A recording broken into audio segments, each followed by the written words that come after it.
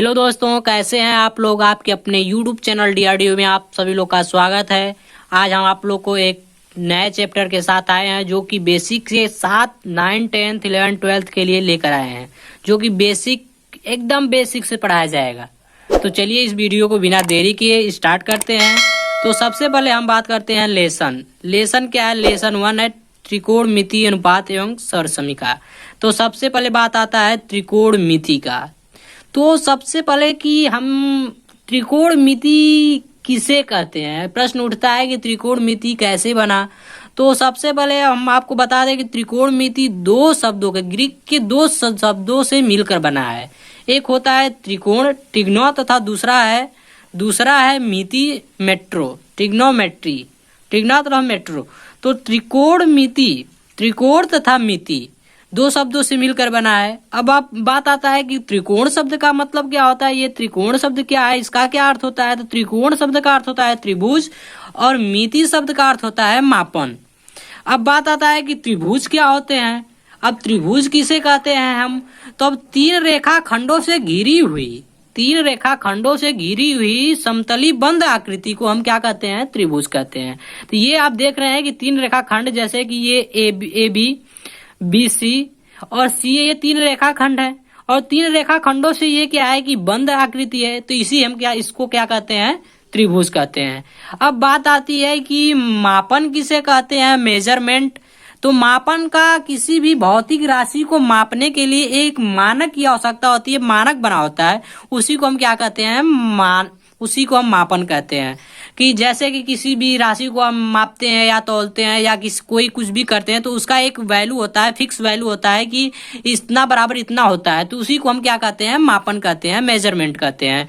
तो सबसे पहले अब बात होती है कि अब त्रिकोणमिति की अब गणित की भाषा में इसको कैसे परिभाषित करते हैं। तो त्रिकोणमिति की परिभाषा क्या होती है। तो हम बात करते हैं त्रिकोणमिति गणित की वह शाखा है जिसके अंतर्गत त्रिभुजों के भुजाओं तथा उन भुजाओं के बीच कोण की माप का अध्ययन किया जाता है, उसे हम त्रिकोणमिति कहते हैं।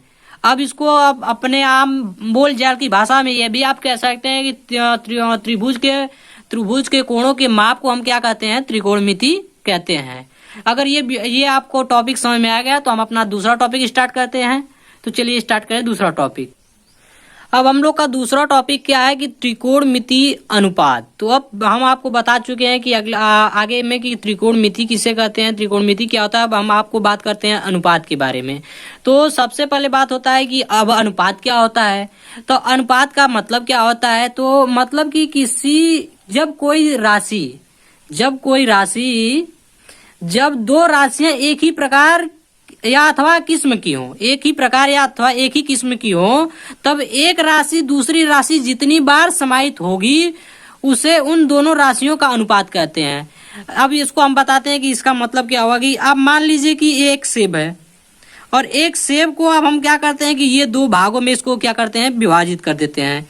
अब ये क्या हो गया कि ये दो भागों में विभाजित 1/2 के रूप में विभाजित हो गया। तो ये दो बार इसमें क्या होगा कि जुटेगा। तो अब इसका मतलब हुआ कि जब कोई राशि जितनी बार उसमें समाहित होती है उसे क्या होता है, अनुपात होता है। अब क्या होगा कि सेब हो गया 1/2।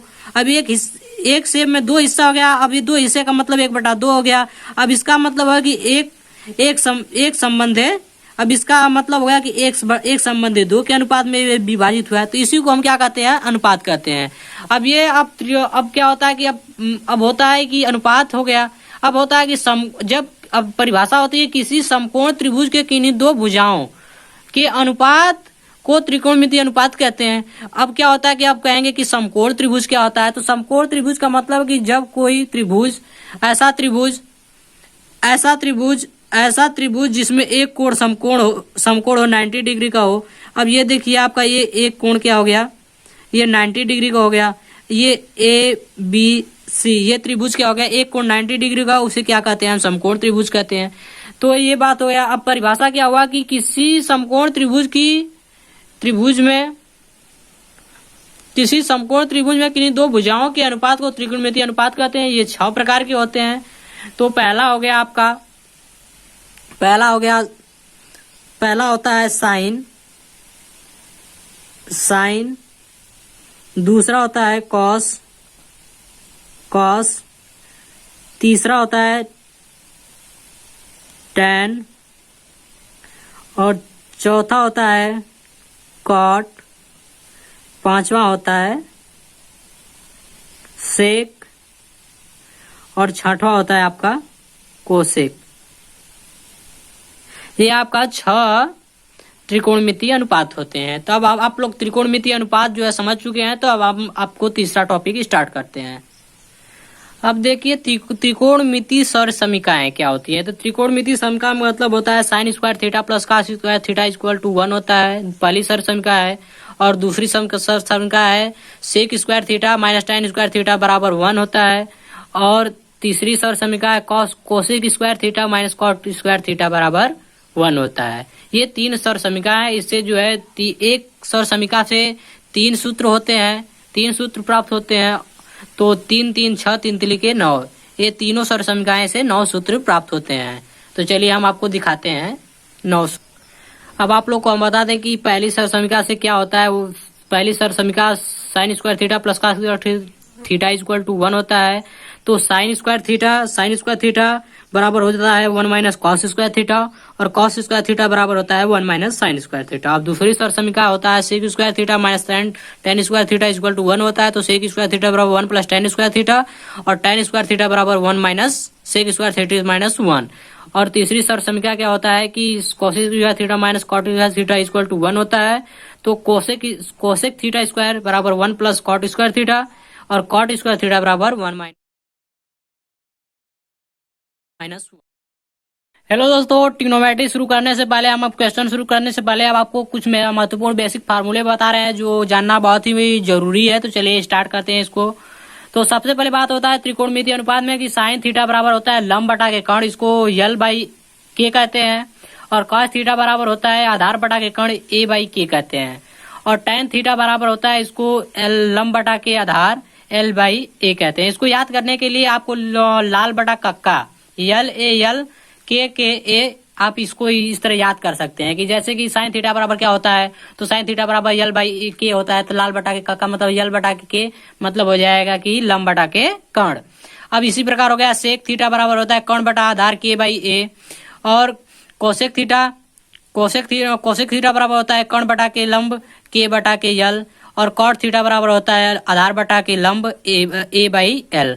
अब आपको बताते हैं कि साइन थीटा बराबर इसको आप ये भी लिख सकते हैं कि 1 अपॉन कोसेक थीटा, और कोसेक थीटा को लिख सकते हैं 1 अपॉन साइन थीटा। और इसी प्रकार कॉस थीटा को 1 अपॉन सेक थीटा, और सेक थीटा को 1 अपॉन कॉस थीटा। और टेन थीटा को लिख सकते हैं कि 1 अपॉन कॉट थीटा या sine theta upon cos theta.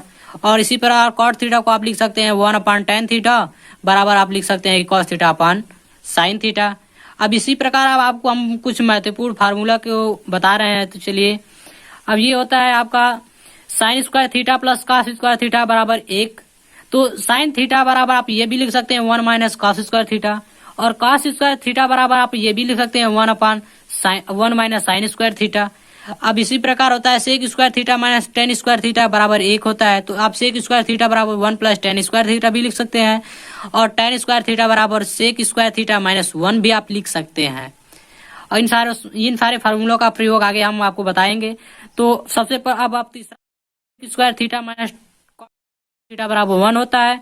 तो कॉट स्क्वायर थीटा बराबर आप लिख सकते हैं कि कोसेक स्क्वायर थीटा माइनस 1, और कोसेक स्क्वायर थीटा बराबर 1 प्लस कॉट स्क्वायर थीटा लिख सकते हैं। अब आपको हम टेबल दिखाते हैं।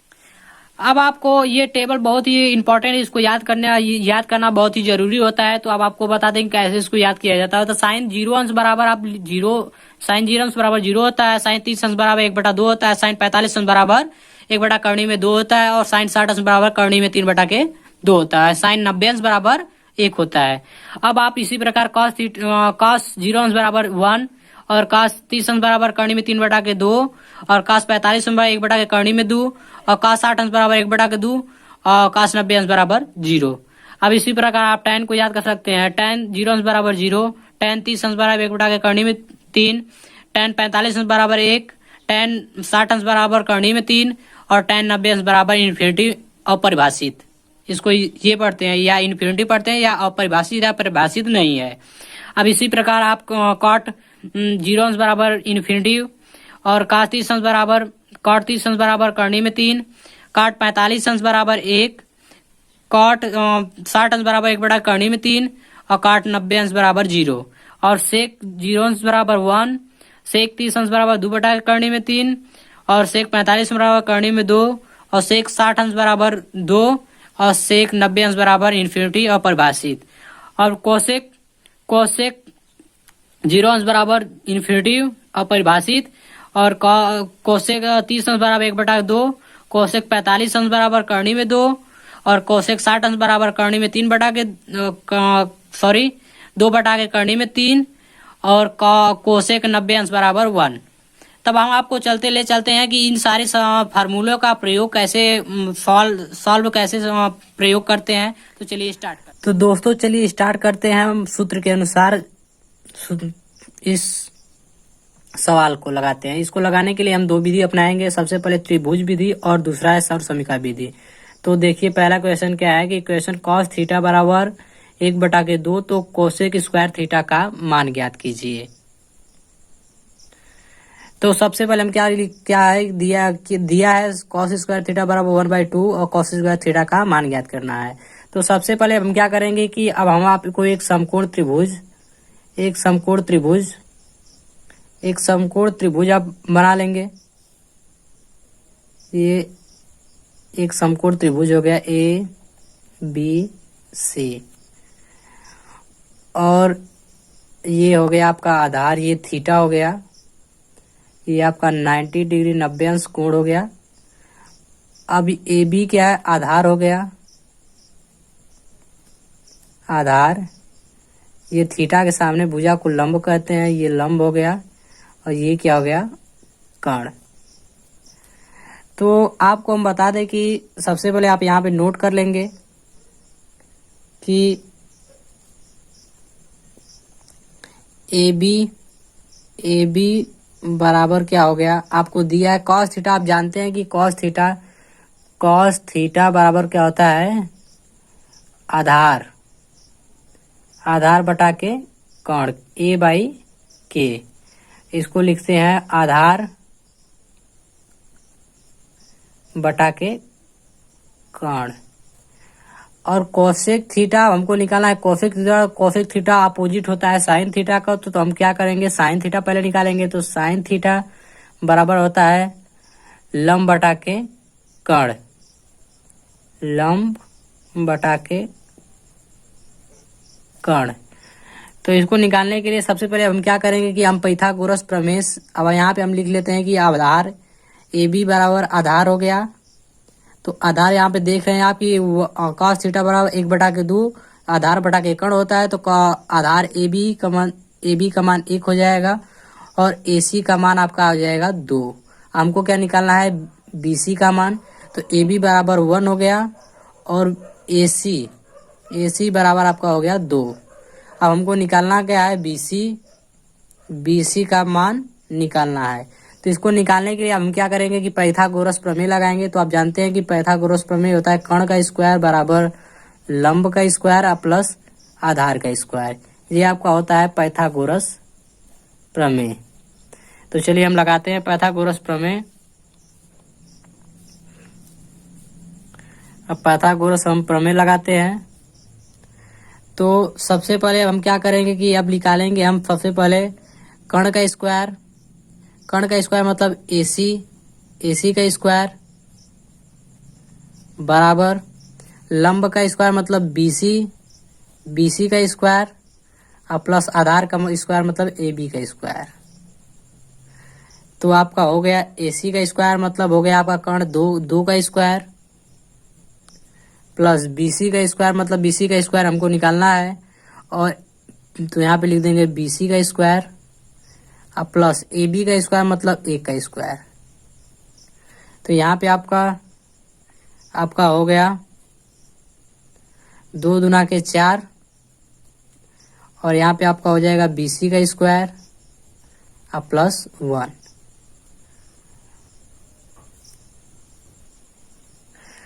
तब अब क्या करेंगे कि आप जो है BC इसको पक्षांतर लिख सकते हैं आप इस तरह, BC का स्क्वायर बराबर हो जाएगा 4 माइनस 1 बराबर हो जाएगा 3।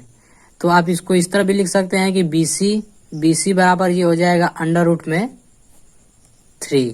तो ये आपका लंब बराबर हो गया आपका ये अंडर रूट में 3, BC का वैल्यू आ गया आपका अंडर रूट में 3।